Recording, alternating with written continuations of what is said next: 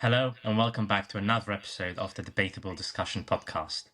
Today, we're joined by a very special guest who John will now introduce. So yes, today we are joined by Iain Dale. Iain has had a truly fascinating career and has been a broadcaster, author, and political commentator, amongst many other things. Currently, he hosts a daily show on LBC and is also well known for having edited, compiled, and written over 40 books. Iain, it is an honour to have you on today. Thank you for inviting me. So, we're going to start with the first question being related to one of your books. So, what defines a dictator for you? And also, would you say there's a difference between a dictator and a tyrant? Oh, now that's a good one. Nobody's ever asked me that before, so it's always good to start off with an original question. I mean, there are different forms of dictatorship, and what I was hoping to do in the book, and bear in mind we cover 64 different dictators, right from ancient Rome through to the present day. 7 of them are still living. And it's 64 essays written by 64 different people. So I've actually only written one of the essays, but I chose the authors and matched them with the dictators. And what you learn very quickly from doing this process is that there are things that dictators have in common, but there are some dictators that don't fit into a particular category. I mean, all dictators are authoritarian in some way. That's the thing that unites all of them. But you can go from benevolent dictatorship, which I would say, I mean, Lee Kuan Yew from Singapore, he was elected. I mean, many of these people were elected and continue to undergo elections. They weren't all just despots who abolished elections. Some were. I mean, Hitler, if you remember, in 1933, was elected under a sort of PR system, but then, of course, wasn't elected since then. Yeah. But Augusto Pinochet in Chile, for example, he lost power through an election, and his transfer of power was just how you would imagine in a democracy. So it's very difficult to pigeonhole them and say that they are all the same, because they're just not. And there are some who, I mean, a lot of them have secret police. They use torture. A lot of them had death camps and killed millions of people, but many of them didn't. The difference between a tyrant and a dictator, I'm not sure there is one. I'd be interested to check in sort of the dictionary definitions of both, because I would say that it was roughly the same. Because you could say that all tyrants are dictators, but not all dictators are tyrants, I suppose. Maybe a tyrant is a sort of slightly exaggerated form of a dictator. I mean, Julius Caesar, for example, I think he was almost self-described as a tyrant, but I mean, in modern day terms, I'm not sure you would describe him as that. Yeah. And I think it's quite an interesting point you made there about a dictator having the ability to almost be benevolent.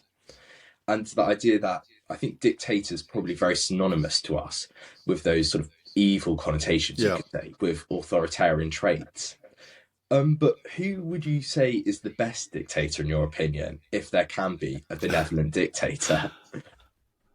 Well, I kind of go back to Lee Kuan Yew, because I wasn't sure whether to include him in the book, in that he was definitely authoritarian, but did respect democracy. He, I think, did a lot of really good things in Singapore, to the extent that Singapore is now one of the richest nations in the country. But it's sort of quite a repressive regime in terms of personal freedoms. Now, I think in many countries you have this trade-off between liberal freedoms and the power of the state, and not everyone in the world thinks that democracy is the best system. I mean, you look at Russia, for example, which is, if you go back in Russian history, Russia has never been a democracy. And if you've never had a democracy, why should you automatically assume that it's better than what you already have? Some countries, I think, are almost temperamentally better suited to non-democracies. And I think that's where the West has made a mistake, certainly in the last 30 or 40 years, imagining that we're bringing freedom and democracy to the rest of the world, and they all want it. Well, they don't. And I think that's something that we've learnt over the years. I think you've made a really good point there about how some countries maybe would benefit from having a more authoritarian style of leadership. And on the back of that, do you think, could you give us some examples, some modern day examples of countries like this, where off the back of Assad falling in Syria? And I think it just ties in very nicely with that. Yeah, it's going to be absolutely fascinating to see what happens in Syria, because I think the fear is that it will become another Iraq where you have all sorts of different groups vying for power, and it just becomes a tinderbox. And I think that is, unfortunately, the most likely outcome. It would be wonderful if there was some sort of I don't know, Nelson Mandela type figure that emerges in Syria that can really lead them into a new promised land. The guy whose name I now, Mr. Gilani, who's head of HTS, he's talking a good game in being a more liberal presence and wanting calm and peace and all the rest of it. But you sort of hear anecdotes on the ground that he's still. I mean, I think a woman asked for a selfie with him the other day, and he said, "Yeah, if you cover your head." Which, I mean, okay, one little anecdote doesn't mean to say that he's going to revert to be like the Taliban, but and it's a really difficult one for Western countries. I mean, do we do what we did after the bombing of Libya and just stay out of it, where we were asked to stay out of it by the various different factions in Libya, saying, no, we'll sort it out for ourselves, thank you very much. And then look what happened. So do we have a real hands-off approach now and just sort of wait and see what happens? And then if it does all turn out reasonably well, then we go in with lots of money and helping to rebuild Syria. I mean, it's a very difficult thing for the international community to work out what to do and in what timescale. So, I mean, Syria is going to be fascinating to watch it will be one of the stories of 2025, what happens in Syria. So just to add on to that, what do you think the West should do then? Because obviously HTS aren't really open really to any Western intervention in Syria. And I think with the West coming in, there could potentially be, as you said, like, has Syria ever really had a democracy? No. So if we're trying to impose democratic values, they may simply not want it. So what do you think the West should do in regards to Syria? Well, I think if there's any evidence of huge atrocities being carried out by whatever new regime exists, then you have a choice to make. But until then, I'm not sure I see any advantage in the United States or indeed the international community more generally intervening in any way whatsoever. I see no appetite for that among anybody. I mean, the fact that Donald Trump is about to become president, he's notoriously hands-off in these situations. Even though you sort of think temperamentally Donald Trump would want to sort of exert US power, if you look at the 4 years of his previous presidency, he didn't really do that. And you could argue that his foreign policy was actually relatively successful in some ways, partly because of his unpredictability. And if foreign leaders don't know what you're going to do, I mean, that can be an advantage and a disadvantage. And I think in his case, in those years, it was a positive advantage. Perfect. So now moving a bit back into the UK and the politics of the UK, you've obviously written a lot about prime ministers. So what have you noticed? What are some traits that good prime ministers have, and what are some common traits that not as successful prime ministers have? Timing and luck, I would say, are the two things that. I mean, when I was your age, Margaret Thatcher had just taken over from James Callaghan, Labour Prime Minister. He'd been in power from 1976 to 79, and in theory, he should have been one of our greatest prime ministers. He'd been Home Secretary, he'd been Foreign Secretary, he'd been Chancellor. But he was very unlucky to come into power in 1976 when the economy was on its feet, or on the floor rather. Trade unions effectively ran the country, which, I mean, it seems difficult to imagine now. But when I was, how old was I in 1976? 13, 14. And all I remember were strikes. And I just kept thinking, there must be something better than this. This cannot be normal, where there were no strike ballots. There would just be mass meetings and people would put up their hands, or usually both hands, on the side of coming out on strike. There'd be wildcat secondary picketing in companies that had nothing to do with the strike. And I remember going on a school exchange trip to Germany, and they were laughing at us. I mean, we were called the sick man of Europe. And Callaghan, was not in a position really to do much about it because of the power of the unions. And we, at that point, everyone thought he was a terrible prime minister. Now, his reputation has been slightly rehabilitated since. But he was unlucky to become prime minister then. And because of the timing. And the same in a way with Gordon Brown, where he came in at the tail end. Well, Tony Blair had been prime minister for 10 years, and it's always difficult to follow a long-serving prime minister, as John Major found out with Margaret Thatcher. And everyone thought that Gordon Brown had an agenda, that he knew what he was going to do. But it turned out he hadn't got an agenda. And although the first 3 months of his time in power, even I, as somebody on the right, was thinking, wow, he's really good. And then he made a decision not to have a general election, and it all fell apart after that. And then, of course, there was the world financial crash, which, to be fair to Gordon Brown, he was a real leader of the world in the response to that. But nobody really appreciated that in this country because he wasn't a very good communicator. He could communicate things to other world leaders. And I remember Nicolas Sarkozy really deferred to Gordon Brown, which for a French president to do that with a British prime minister was very unusual. Obama did as well to an extent. And I think that history will be much kinder to Gordon Brown than voters were at the 2010 election. So, whereas Margaret Thatcher, she was incredibly lucky. She came to power at the right time. And her biggest break, I think, was when the Russian media dubbed her the Iron Lady. And that was 2 years into her leadership in 1977. And she really played off that for the rest of her premiership because there'd never been a woman leader of a political party in this country before, let alone a woman prime minister. And she knew that she'd only have one chance and she had to win the election whenever it came. And in the end, she was able to use that reputation as an Iron Lady to her benefit. She was lucky in the 1980s when the opposition was split. You had the Labour Party and then the SDP Liberal Alliance. So that split the opposition vote to her, which enabled her to get a huge majority in both 1983 and 1987. I'm not sure I can say she was lucky that the Argentinians invaded the Falklands, but you kind of know what I mean by that, because that enabled to demonstrate in real time how tough she really was. A sort of blessing in disguise, almost. Well, people say that she only won the 1983 election because of the Falklands, which is a complete myth. She was already gaining in popularity before the Falklands were invaded.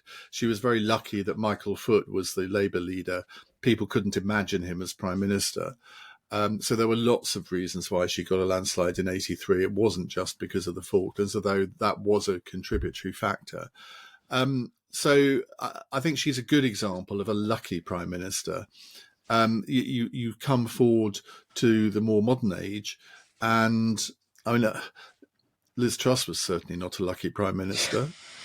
Rishi Sunak certainly wasn't. I mean, Boris Johnson, you could argue it both ways in some ways. And Keir Starmer, you would have to say that he was lucky in that he won a landslide with such a small percentage share of the vote. But I think that's given him a real hostage to fortune. And I mean, I can excuse Labour's lamentable performance in the first 5 months because they haven't got much experience of government. They don't know how to pull the levers of power. But if they don't get their act together pretty quickly, that shallow majority will be seen to be even more shallow than people think it is, I think. So obviously there you mentioned many prime ministers, some great, some not. Who in the 21st century would you say has been our best prime minister? I mean, it's obviously been quite a tumultuous sort of century so far in politics, but who do you say has been the best in the 21st century? Well, I suppose it depends by what metrics you judge Oh, them. And I would probably say Tony Blair, in the sense that he became a world figure. The economy did well under Tony Blair. People quite liked him. Okay, people say, yes, but the Iraq War, blah, blah, blah. And yes, that turned out to be a huge mistake. But in terms of reputation, I think historians will look back on the first quarter of the 20th century and see Blair as the dominant figure, because Keir Starmer is in many ways following or trying to follow in the footsteps of Tony Blair, using a lot of the same policies, using a lot of the same personnel. I mean, we're talking on the day after Peter Mandelson was announced as the new British ambassador to the United States. So I think you'd have to say Tony Blair. I think David Cameron was a good prime minister. Most prime ministers are remembered in the history books for one thing: Lord North losing the American colonies. So automatically a very bad prime minister. However, if you look at Lord North's domestic record, he was very successful, but nobody ever remembers that because of the American thing. Churchill for the Second World War, Thatcher, the Falklands or trade union reform, Boris Johnson, Brexit, Rishi Sunak, COVID, even though, of course, he was Chancellor during that period. I think that it's a bit shallow to only remember a prime minister for one thing, but that was part of the reason why I did the book, because even as a political geek, I hadn't actually heard of some of our prime ministers from the 18th century. I mean, have you heard of Lord Shelburne? Lord Bute? So sort of putting together these 55 essays, you could sort of read the basics about each one, and then if there was a particular one that got your interest, you can then go and read a full biography of them. And I think, given everyone nowadays has the attention span of a flea, these style of books where you'll happily read 10 or 15 pages about somebody, but you don't want to read an 800-page biography. I think these kind of books are sort of almost of their time.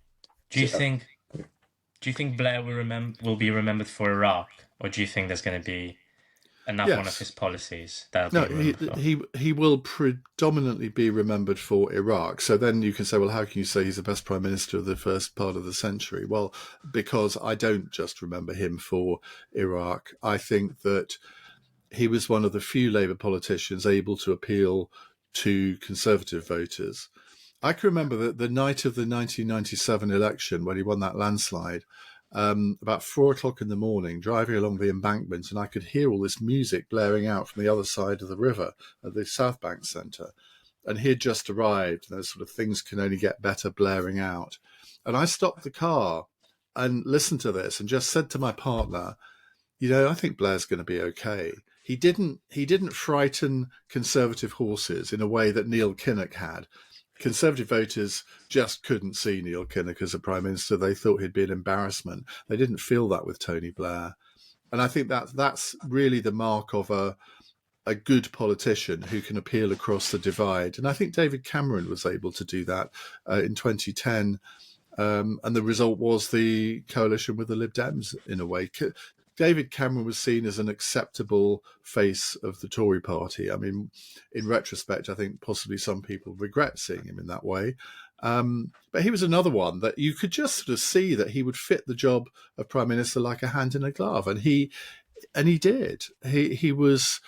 He made a lot of mistakes as well. But then any prime minister who's in power for a length of time is going to make mistakes. I think Margaret Thatcher was the best prime minister since the Second World War, but I'm not going to sit here and pretend that she didn't make some pretty horrific mistakes in her 11 and a half years. Oh, yeah. So following on about prime ministers, who do you think is the best prime minister that we've never had? Interesting question, because I was discussing that only the other day. I did a podcast with Danny Finkelstein, the Times columnist, and I said to him, partly because I knew that he knew this person and that he'd worked with him, I said Dr. David Owen. Now, How familiar are you with Dr. David Owen? No, I've you're heard the shaking your name, head. but I've heard the name, but I'm not sure who it is at all. Well, he hit the headlines in 1977 when he was a Labour MP. He was health minister in the Labour government, and the Foreign Secretary Tony Crosland died. And at the age of 37, James Callaghan promoted David Owen to be Foreign Secretary, which was a big thing because, I mean, Foreign Secretaries in those days were usually sort of fairly, well, I won't say aristocratic people, but sort of fairly elderly, and they were all of a type. So to promote this sort of fresh-faced 37-year-old was a big thing. Then he became a member of the Gang of Four who left the Labour Party in 1981 to form the SDP with Bill Rogers, Roy Jenkins and Shirley Williams. And he then became leader of the SDP and led them into the 1987 election alongside the Liberal leader David Steel. Now, they had a pretty fractious relationship. And David Owen was one of these slightly chameleon figures who, although he was more left than right, he did appeal to right-wing voters. And when the Liberals and the SDP split in 1988, he sort of drifted more to the right. And I think he became quite a supporter of John Major tacitly. He's gone back to the Labour Party now. But I liked his character. I got to know him a little bit. And he was a very sort of pugnacious politician, would call a spade, didn't particularly mind who he offended, including people in his own party. He looked the part, and he had lots of original ideas. And I think if you sort of drew up a list of 10 qualities that a good political leader has to have, he would have most of them. I mean, he had his deficiencies in that he did upset people needlessly sometimes, seen as a bit of a bully, I think. But generally, I think he would have made a really good prime minister. And for the Tories, likewise, who would you say was the best one they never had?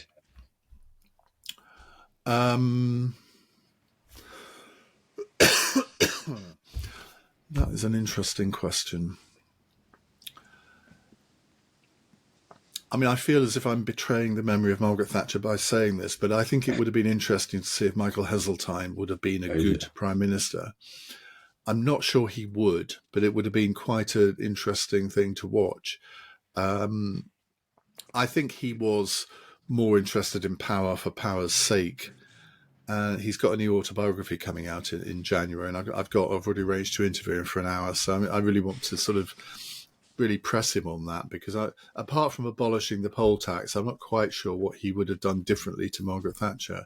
But he would have been a very stylish prime minister.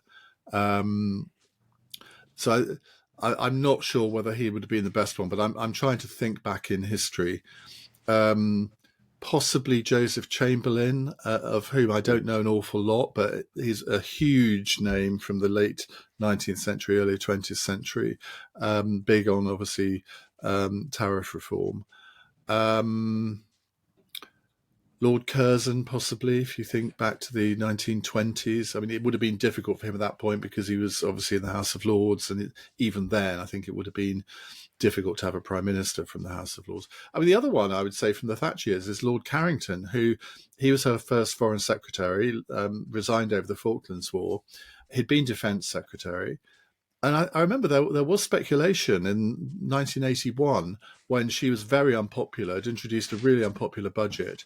There was speculation that he would be her natural successor, but he would have had to resign from the House of Lords and fought a by-election like Alec Douglas Home did. So there are lots of, I mean, there's lots of books about the best prime ministers we never had. Francis Beckett wrote a good one.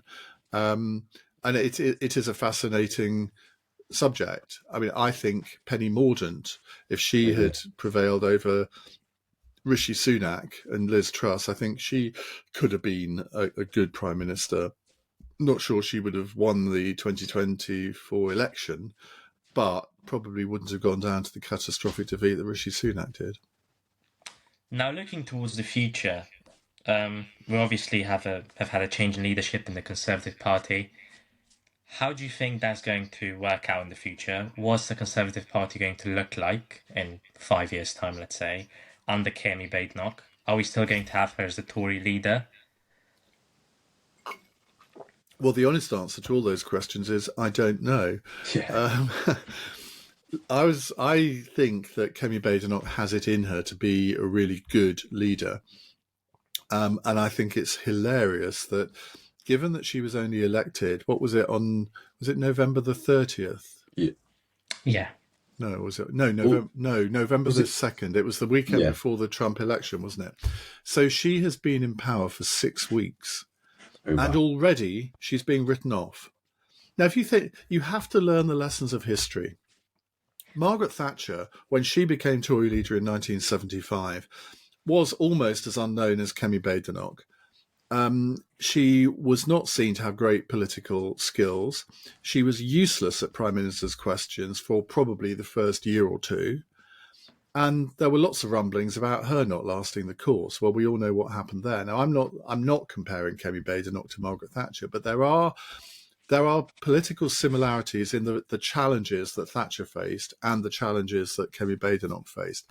And I remember, I don't think I'm telling tales out of court here, I used to have sort of text exchanges with Kemi during the leadership contest. And I've been writing a short biography of Margaret Thatcher, actually aimed at you two, because it's aimed at people who weren't alive when she was Prime Minister and maybe don't know an awful lot about her. My personal trainer, who's 26, when he found out what I did for a living, he said, now, Margaret Thatcher, I've heard of her, but what did she do? And I was like horrified by this. So this book, it's not meant to be an all-encompassing biography. It's only going to be 40,000 words, but it's meant to introduce her to a new generation. And I texted Kemi and I said, look, how much do you know about what happened to Margaret Thatcher when she was leader of the opposition? Because I think you can learn a lot of lessons from that period. And she immediately texted back. She said, oh, you mean the Stepping Stones document that led to all her economic reforms? You mean John Hoskins, who was one of her key advisors? And I thought, well, that's very interesting, that because, I mean, she was born, I think, in 1984. So she didn't experience that period. And I thought it's very interesting that you should already have a bit of knowledge about what happened then. So I'm optimistic that she will sort of pull through. It's going to be a bumpy ride. She's only got 120 other MPs in her team. We have a media that probably for the first year isn't really going to be that interested in the Conservatives, which gives her the opportunity to really start up some policy groups, because there's no point in pronouncing on policy at the moment. What's the election's 4 years away? Nobody's going to be interested in new Conservative policies for probably another 2 or 3 years. So use that time wisely. And I mean, I hope she does see it through, because frankly, if she doesn't, and say Robert Jenrick then took over and maybe he didn't succeed and then they had to go for somebody else, I mean, the Tory party is going to look ridiculous come 2028, 29. You could say it does already, but it certainly would do then. And let's say the Labour Party fails to deliver on all the promises that they made, and they're showing every sign of doing that. That is going to leave the door open for Nigel Farage, because he can say, look, these two old parties, they've let you down. I'm something new. I'm going to tell you the truth. And he's got this ability to appeal to a very wide demographic of people. And I mean, people call it populist. I'm never sure that that's an accurate word. And I'm never even sure why the word populist is seen as a very bad word. It means popular. Well, I mean, perish the thought that politicians should have popular policies. But I wrote an article in the iNewspaper about 2 months ago where I said, look, this is the way that Nigel Farage could become Prime Minister. I said, don't laugh, everybody, but it could happen, and this is how. And it was based on the Tory party not getting its act together and Labour failing to deliver on its promises. Well, here we are 2 months later, and I got ridiculed for that article. Well, people aren't ridiculing me for it now. And that leads quite nicely onto our last question.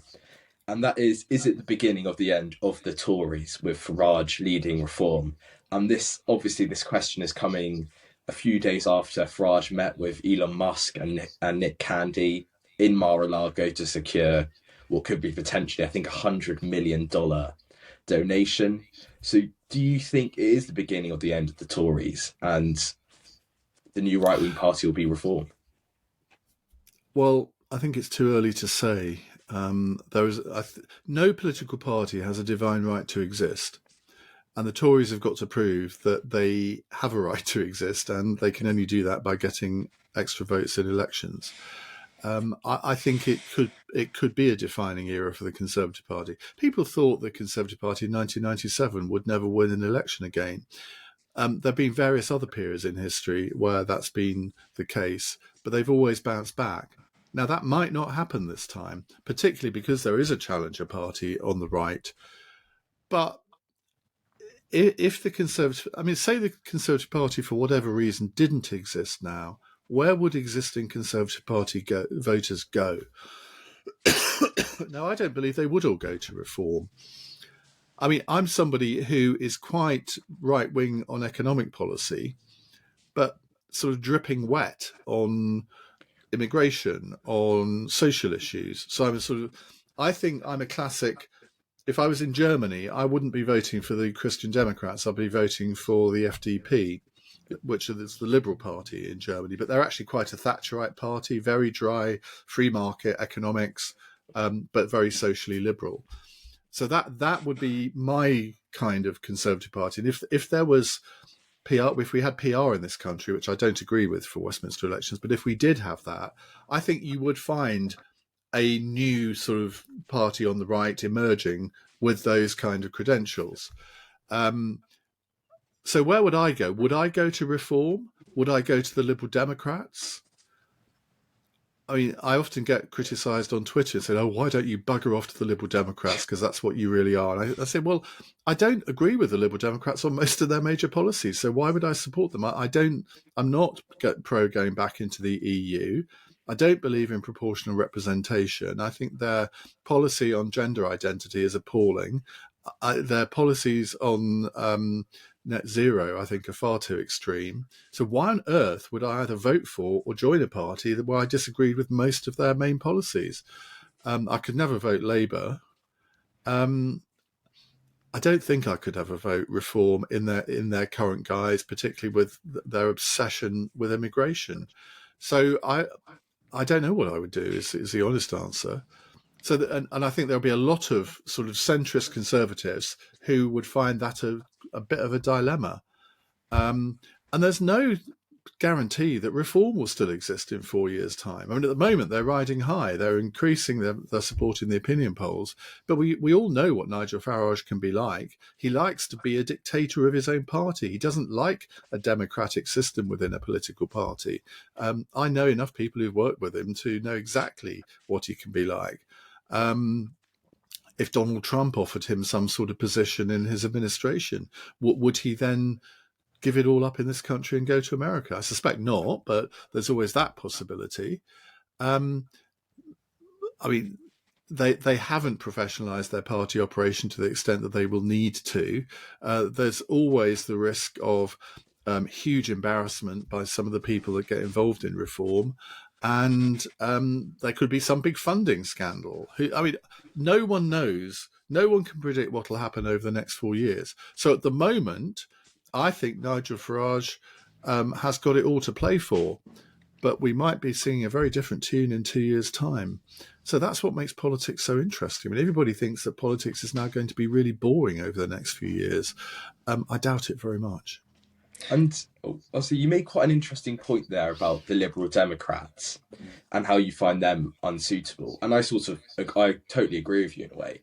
I think Sir Ed Davey is a bit of this almost joking around sort of personality. He didn't really seem to be at all very serious in the election, and his policies aren't really that professional, ready to run a country. So how would you predict the future of the Liberal Democrats? Do you think they're just an option, and they're always going to be just an option for voters who can't decide between the Tories and Labour? Or, how do you predict the future of the Lib Dems? Well, you've sort of rather dismissed them there, and I think slightly unfairly in a way, because they did get 72 seats, only 50 fewer than the Conservatives. And okay, in a way, he did have a very jokey election campaign, but it seems to have worked. You can't really deny that. Now, I'm slightly surprised that he keeps on with these stunts. I'm not sure that's really going to work over the next 4 years. But they have an opportunity too to become the main opposition at the next election. and you can't rule that out. You really can't. So that's going to be very interesting to watch. I have to say that on my radio show, I've had quite a lot of the new Liberal Democrat MPs on my show since July. Every single one of them has been really impressive. And I don't say that lightly. I mean, I can't say the same of all of the new Labour MPs that we've had on. Some have been impressive, but there are quite a few that have not been. And there are only 26 new Conservative ones, and I've only met a couple of those. But the Liberal Democrats have an impressive lineup now. And if they can impress the electorate, if the media give them the airtime, which, I mean, they always complain that they don't get the airtime. Well, I think on our station, we probably give them more than any other. And I do that for a reason. If I like the people, if I think they're good people, if they talk a good game, even if I disagree with them, I'm going to have them back again. But if I have an MP who just sort of chants the latest Labour mantra or whatever, or the latest Tory mantra, I mean, people just switch off. And if you're interviewing a politician and they're just not, I mean, I had one Labour MP on who was on my cross question program, so it's a panel debate with 4 politicians, and he kept saying, you'd ask him for an opinion on a particular, I can't even remember what the subjects were now, and he would just say, well, I'm a loyal Labour MP, so I agree with the government line on this. I'm here to represent the government. And in the end, I just threw my hands in the air and I said, what is the point of coming on a program like this if you're not willing to give an opinion? And it was incredibly frustrating. And there are too many of them, I'm afraid, that are doing that at the moment, almost as if they've been programmed. It's just boring. And if the electorate switch off from you, there's no way back. I think there's definitely been a very good progress made by the Lib Dems in the fact that they've now become the third party battling with reform in a way that the Tories should be not only scared of the Reform Party and Nigel Farage, but also some liberal and more moderate Tories going over to the Lib Dems. But if you had to sort of choose who would be the best Prime Minister between Sir Ed Davey and Nigel Farage, who would you pick and why? Oh, without a shadow of a doubt, Nigel Farage. But you see, just me saying that is going to play into this narrative that I'm sort of somehow a reform publicist, because I mean, I wrote a piece this week on the woman who threw a milkshake over Nigel Farage and said she's very lucky not to be in prison, and it's a disgrace that he should have to live his life in fear of being attacked. I mean, he has 24-hour security, has to have, because of all the threats that he gets. And I don't think anybody should have to live like that. So I have a lot of sympathy for him on that point of view. But I mean, just by saying that, you're then seen as a sort of Farage cheerleader, which I most certainly am not. I've taken on Nigel Farage on all sorts of issues, live on the radio. I mean, he used to do the radio show on LBC before me, so I'd see him every day.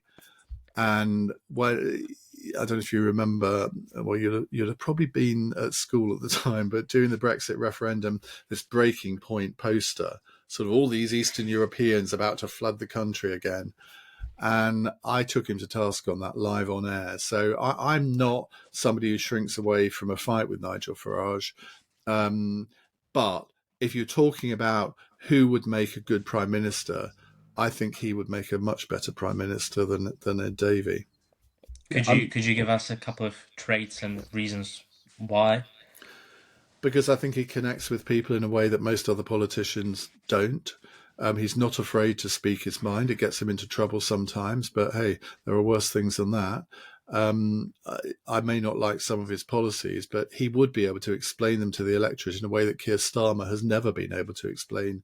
Well, not just his policies, but his policy U-turns, which are just legion. And he's quite at home on the international stage. I think he has leadership qualities in a way that I don't think Keir Starmer has. I don't think Ed Davey has. I think Kemi Badenoch does. And I mean, she's somebody who will speak her mind and is fairly blunt, and sometimes it gets her into trouble. But don't most voters think that's a good thing? I mean, but then again, the media will pick up on anything she says, like this thing about she doesn't like sandwiches, as Yeah. if that's as if that's something somehow a bad thing that she says that she doesn't like something. I mean, she's telling the truth. I'm sure there are plenty of other people out there who don't like particular sandwiches. I mean, and it's totally insignificant in the wider scheme of things. But you get people writing 1,000-word columns on, well, what does this mean about Kemi Badenoch's character? Dear, oh dear. I'll say, and I do agree with your point on, despite what your views are on Farage, he is by far, I think, in at the moment, the best political orator and the best Yeah. publicist we have as a politician. And I think his publicity stunts are just an example. They were constantly throughout the election, and they really connected with his voters in Clacton and across the UK.